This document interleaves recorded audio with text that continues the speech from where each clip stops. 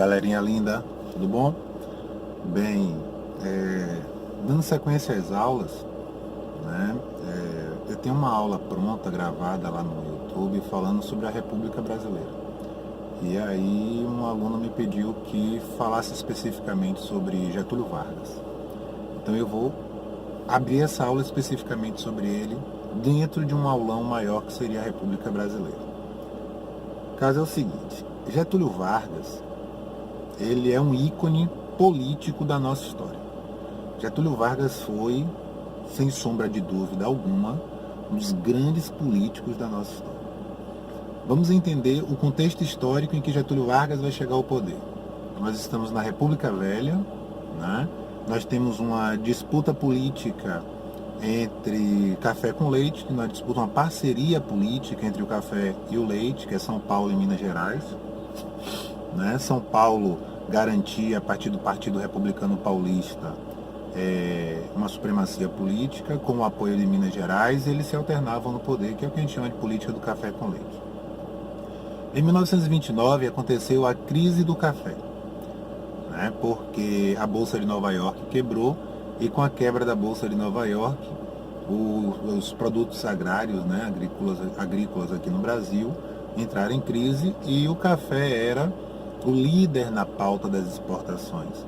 E por isso nós vamos sentir mais no café. 64% da pauta de exportações brasileiras era dominada pelo cultivo do café. Então os cafeicultores tinham muito poder, né? Cacauicultor também no sul da Bahia, mas o cafeicultor não só tinha poder econômico, como tinha poder político.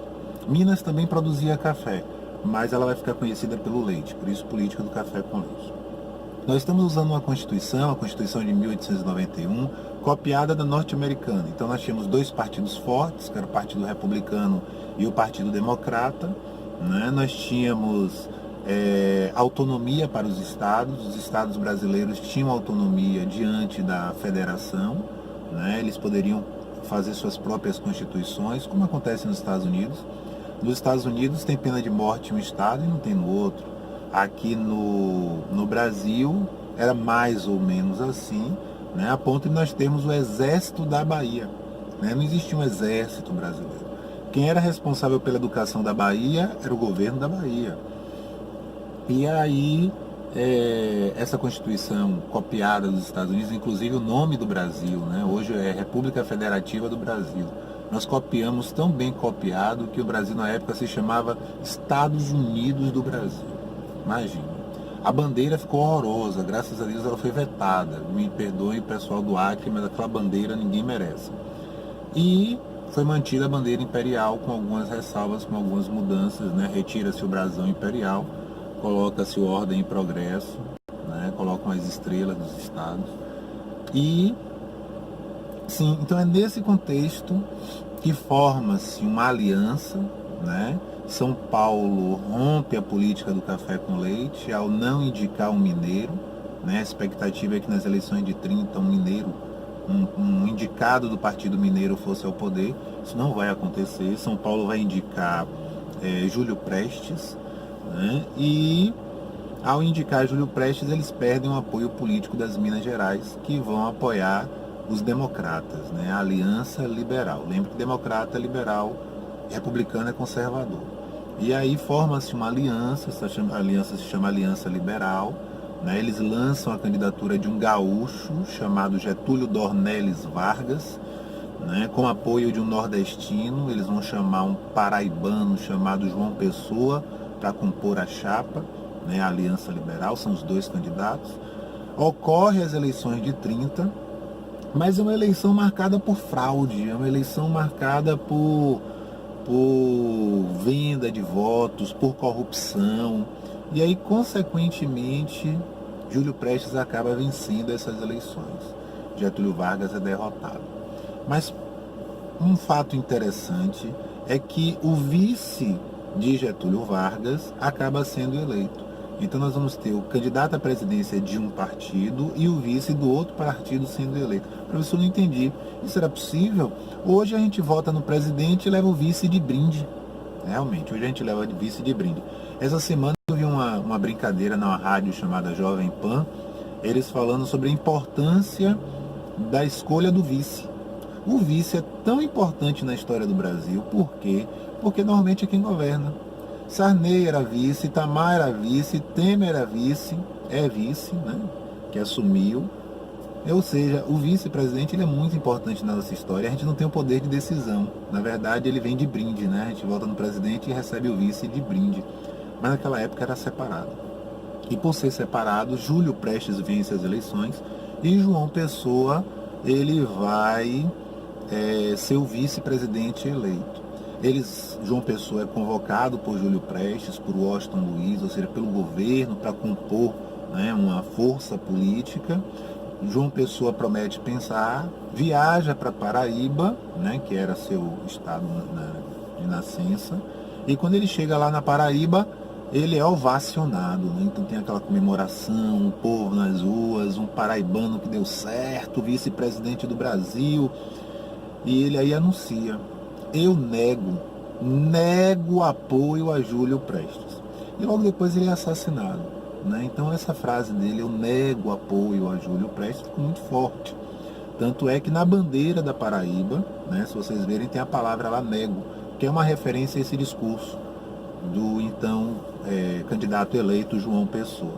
Só que o escândalo da morte de João Pessoa, que tinha sido por motivos pessoais, né, que eu me atenho a falar na sala, não vou falar aqui no vídeo, né, então por esses motivos pessoais que levam à morte de João Pessoa, né, acaba virando um escândalo político, que vai deflagrar uma revolução, que é a Revolução de 1930. Essa revolução liderada pela Aliança Liberal coloca Getúlio Vargas no poder e afasta São Paulo. Pronto. Então todos os aliados de Vargas chegam ao poder. Vargas era liberal, Vargas era democrata, Vargas era representante das camadas urbanas, não rurais. Então as camadas urbanas chegam ao poder. Além das camadas urbanas, Getúlio também tinha um forte apoio dos tenentes, né? Lembre dos movimentos tenentistas ocorridos anteriormente, os 18 do Forte, o Forte de Copacabana, né? A Coluna Prestes, né? Luiz Carlos Prestes. Então os tenentes eram uma classe militar insatisfeita e eles apoiam Vargas e vão ao poder com Vargas, né? Getúlio Vargas teve o apoio das Minas Gerais, né? Então Getúlio Vargas vai ao poder e leva com ele aqueles que apoiaram ele e afasta São Paulo do poder político, né, em 1930. E aí Getúlio Vargas, centralista, né, ele não vai querer a Constituição de 1891 dominante, porque ela dava muita autonomia aos estados, e ele não queria essa autonomia, ele queria concentrar tudo nas mãos dele. E é por isso que a Constituição é rasgada. Ao rasgar a Constituição, ele vai acabar estabelecendo um sistema no qual ocorre uma centralização política como nós temos hoje no país. E o país é governado e todos devem obediência ao governo federal, né? Os estados têm Constituição, todos os estados brasileiros têm Constituição, mas a Constituição tem que estar vinculada e dependente diretamente da nossa Carta Magna, que é a Constituição Federal de 1988. Quem cria essa estrutura no Brasil é Getúlio Vargas. Getúlio Vargas vai criar alguns ministérios, né, os ministérios mais importantes. A educação, que era obrigação do Estado da Bahia, agora é obrigação do Ministério da Educação, né? Getúlio Vargas, influenciado pela Carta ao Povo Italiano, a Carta del Lavoro, que era os direitos trabalhistas italianos, ele traz para o Brasil, né, essa influência. Ele vai trazer os primeiros direitos trabalhistas, né, o Ministério do Trabalho, os sindicatos, né? Getúlio Vargas, ele vai criar o Ministério da Defesa. Então não existe mais o Exército da Bahia, existe o Exército Brasileiro, né? E Getúlio Vargas, ele vai governar o país com aspas, muitas aspas, nesse momento, sem Constituição, tá? E em 1932 os paulistas se manifestam contra Getúlio Vargas. Então 2 anos depois que Vargas chega ao poder, os paulistas entendem que a elaboração de uma Constituição permitiria a eles retornarem ao poder. E aí eles vão pressionar Vargas para que ele faça uma nova Constituição, e aí deflagram a Revolução Constitucional Paulista de 1932, né, que vai imediatamente ela vai fracassar, mas que posteriormente ela vai gerar frutos, porque em 1933 ocorre a formação de uma Assembleia Nacional Constituinte e em 1934 nós vamos ter uma Constituição, dando fim à primeira fase de Vargas, que nós chamamos de governo provisório. Vargas governou o Brasil por 15 anos e 3 fases. Essa primeira fase é a fase chamada de governo provisório. É um governo sem Constituição, é um governo de organização política, é um governo de centralização, é o governo onde aconteceu a Revolução Constitucional Paulista, né? Nessa revolução, inclusive, um dos maiores gênios brasileiros se matou, que foi Santos Dumont, né? Ele não aceita a ideia da sua invenção sendo utilizada em guerras. Ele acaba se suicidando em um hotel em São Paulo, né? Recentemente foi aniversário de falecimento, de morte dele. E aí Getúlio Vargas organiza essa Constituição, né? Ele permite uma Assembleia Nacional. Essa Assembleia vai ter uma mulher, a primeira deputada federal do Brasil, Dona Anita Queiroz, né? Não é à toa que essa Constituição vai ter algumas características importantes. Primeiro, que ela foi promulgada, né? Ela foi feita pelos representantes do povo. Segundo, que ela estabeleceu o voto secreto, né? Então ela põe fim ao voto aberto da Constituição de 1891, que no Brasil acabou virando o voto de cabresto, né? Ela estabelece o voto feminino, né? As mulheres ganham direito de voto. É claro que não era como hoje, né? Eu quero votar e vai lá e vota. Não. Elas, para votarem, as mulheres precisavam da autorização do homem da casa. Então elas ganham direito de voto, estabelece-se o voto feminino, mediante a aprovação do homem da casa. Entenda-se como homem da casa seu pai ou seu marido, né? O que demonstra ainda aquela questão da submissão da mulher, né, dentro de sua casa, né? O machismo ainda muito forte, o paternalismo ainda muito forte, afinal de contas ainda é década de 30, né, gente? Aí nós vamos ter também, aí começa a segunda fase do governo de Vargas, que é um governo chamado de constitucional. Ele foi eleito pela Constituição, mas é um governo curto, é um governo de apenas 3 anos, né? Getúlio Vargas não vai deixar a Constituição vingar, porque ela tem um erro. Para ele, ela tem um erro gravíssimo. Para ele, ela não tem reeleição. E Getúlio Vargas queria muito ser reeleito, ele queria continuar no poder, ele não queria sair. E por não ter reeleição, ele, né, precisava se retirar do poder para garantir as eleições e um novo candidato assumir, mas ele não vai permitir isso, e aí ele cria uma fraude, né, uma farsa chamada de Plano Cohen, que é a ideia de que os russos vão invadir o Brasil. Aí o povo se desespera porque os russos, os socialistas vão invadir o Brasil, e aí Getúlio intervém dizendo: não se preocupe, enquanto essa ameaça existir, eu não saio do poder. E não tinha ameaça nenhuma. Na verdade, era uma fraude que ele havia criado, e com isso, ao invés de sair em 38, Getúlio só sai em 45, estabelecendo a terceira etapa do governo dele, que é o Estado Novo. No governo provisório, eu marco para vocês uma característica bem interessante, que é a rivalidade, a disputa política entre integralistas e socialistas. Então, aqui no Brasil, nós vamos ter a formação de 2 grupos ideológicos, que é a AIB e a ANL, né? Ação Integralista Brasileira, que é integralista, né? De influência fascista. Nossos integralistas usavam como símbolo a cor verde, usavam no braço o sigma, né? Então eles colocavam, como os nazistas colocavam a suástica, os nossos colocavam o sigma no braço, né? Eles se encontravam e gritavam Anauê, era o grito de reconhecimento deles. Normalmente, como todos os fascistas, eles têm uma situação financeira muito boa, né? Eles são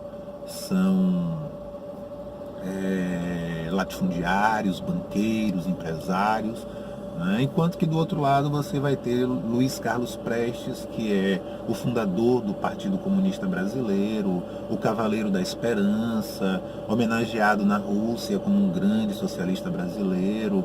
Ele vem para o Brasil casado com Olga Benário, que é uma alemã, né, judia, socialista. Os dois vivem uma grande história de amor. É um livro belíssimo, chama-se Olga, de Fernando Moraes, virou filme. O filme também é muito bom, mas nada como um livro, né, gente? Livro é livro. E aí, Luiz Carlos Prestes cria, além do Partido Comunista Brasileiro, esse grupo ideológico que é a Aliança Nacional Libertadora, ANL, né, formada por professores, intelectuais, artistas, né, Jorge Amado. Jorge Amado, para quem não sabe, ele já foi político, né? Ele abandona a política para seguir a carreira literária, mas ele foi deputado federal pelo Partido Comunista Brasileiro, né? E imagino eu as decepções que ele não deve ter tido como político para abandonar e se dedicar à literatura. Mas essas pessoas, intelectuais, artistas, professores, minifundiários, operários, né? A indústria no Brasil está começando a se desenvolver. Então eles se filiavam à Aliança Nacional Libertadora, que deflagra uma manifestação tentando derrubar o governo de Getúlio Vargas e instituir o socialismo. Eu costumo dizer que, em sala, eu digo que o que faltou a eles foi apoio popular, porque o povo brasileiro morria de medo do socialismo. Então eles não tinham apoio popular, né? A Igreja Católica detonava com os socialistas, né? Se falava que socialistas comiam criancinhas em rituais satânicos. Se dizia que socialista cuspia na cruz. E aí, de repente, deflagra-se uma revolta, uma manifestação socialista, né, no Brasil, para derrubar um governo populista, que era o governo de Vargas, um governo de direitos trabalhistas, para instituir um governo socialista. Então teve apoio popular e é lógico que essa manifestação vira uma revolta. Essa revolta, chamada de Revolta Vermelha, de 35, a UFBA gostava de chamar de Intentona Comunista. Então, quando a UFBA tinha vestibular separado do Enem, ela chamava de Intentona Comunista, que é o nome da revolta dada pelos próprios socialistas. E ela vai fracassar, né? Ela é uma revolta, mas isso dá a Vargas a ideia, né, de que o povo brasileiro tem medo do socialista, e aí quando isso deflagra o plano Cohen, que é uma farsa, ele aí diz o quê? O povo brasileiro tem medo do socialista, vamos nos aproveitar disso e permanecer no poder. E ao assumir o poder, ele vai derrubar qualquer um que possa tirar ele do poder.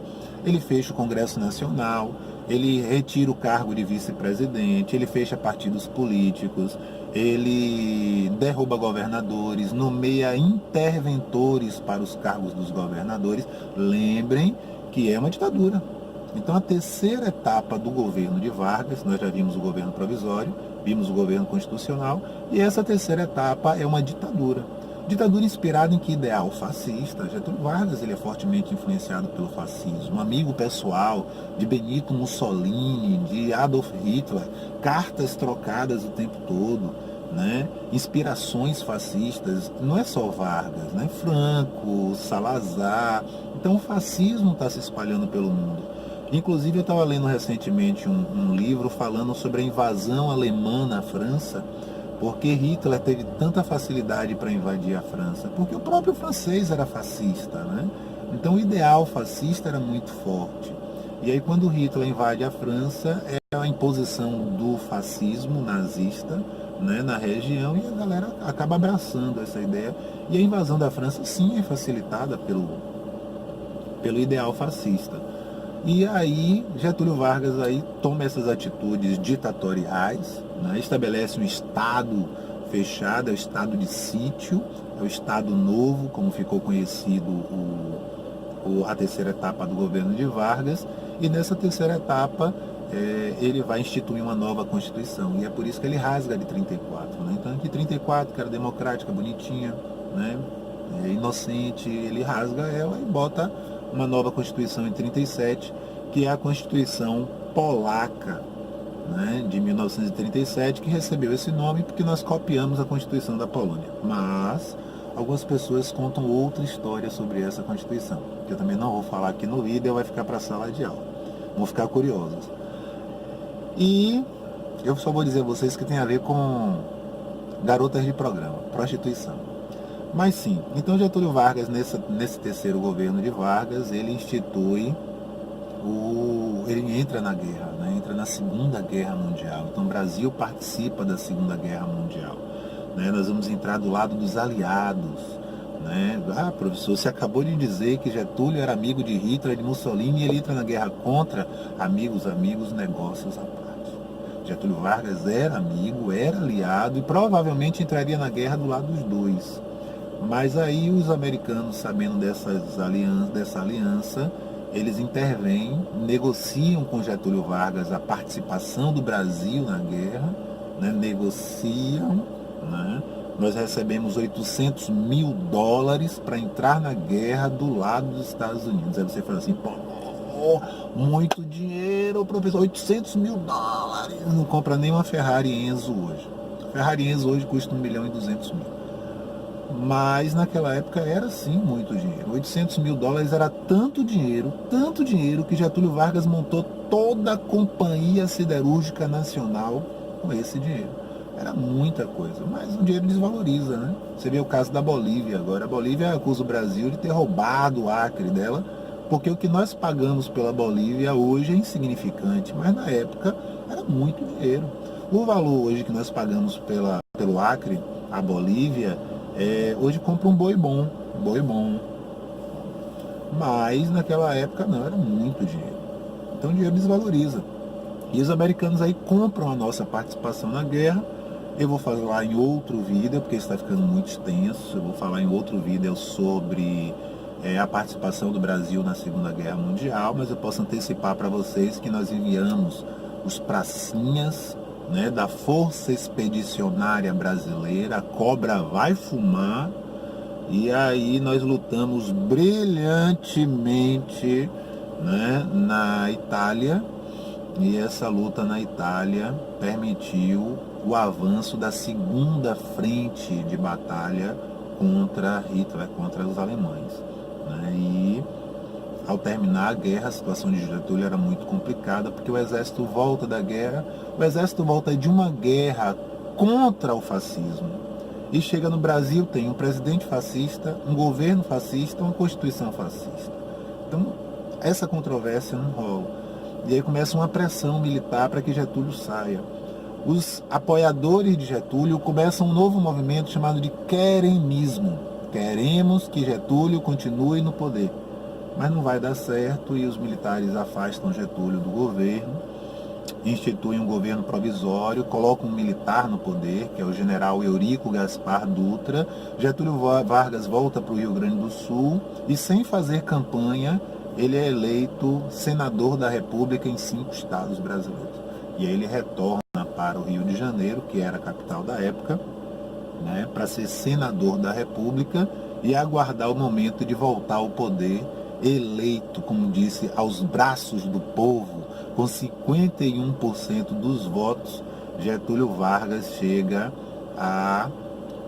de volta, retorna à presidência para ficar mais 3 anos no poder, quando suicidam Getúlio Vargas. Uma coisa que faltou falar é que na Polaca de 37 foi instituído a CLT. Tá? Então Getúlio Vargas ele vai criar um capítulo na Constituição defendendo os direitos do trabalhador, e esses direitos do trabalhador são representados pela consolidação das leis trabalhistas, né? Então, ao ir para a Constituição, vira direito garantido aos trabalhadores, né? Carteira assinada, férias, as férias remuneradas de 15 dias, não são 30, tá? Salário mínimo, 13º, que não é uma gratificação do governo, 13º é uma correção, que é obrigação do patrão fazer, do governo garantir, e é por isso que eles têm tanta dificuldade para tirar o 13º de cena, embora vários governos atuais quisessem fazer isso e não conseguiram, né? Jornada de trabalho. Então, os direitos trabalhistas são garantidos a partir daí. São direitos que não podem ser alterados em prejuízo do trabalhador, só em benefício. Embora nossos políticos tenham sempre um jeitinho de fazer com que a merda aconteça, né? Eu vou parar por aqui. O vídeo ficou um pouco extenso, mas eu espero que eu tenha dado uma geral bem legal no assunto, que vocês entendam um pouquinho quem foi Getúlio Vargas, e eu dou um beijo enorme no coração de cada um de vocês.